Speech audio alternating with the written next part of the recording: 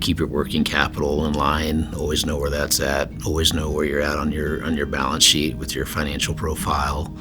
It needs to be a monthly tool, something that you're well aware of, something that your family is well aware of, something that your lender's well aware of, and be able to adjust when need be.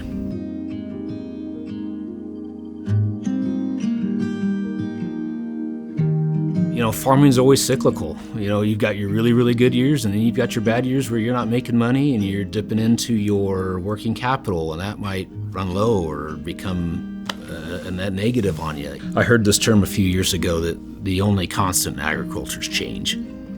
So I think you need to just have some flexibility built into your balance sheet and your financials and be ready to adjust when the times come. Look at your monthly cash flow, look at your working capital, keep your financial profile clean, keep it readily available, and utilize the resources that you need to.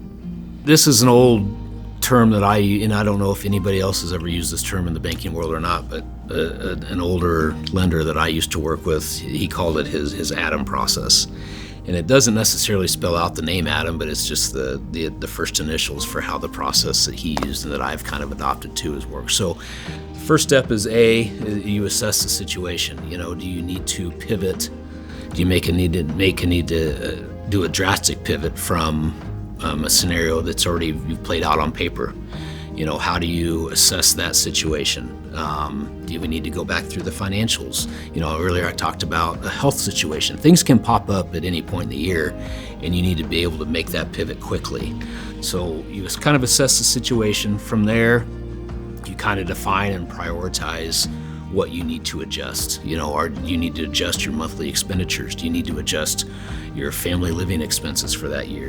Do you have a piece of equipment that you need to sell? Do you need to ramp up your marketing plan? Things of that nature. With the recent cattle market scenario, prices went from staggering numbers to a sharp decline quickly. That can affect cash flows quickly.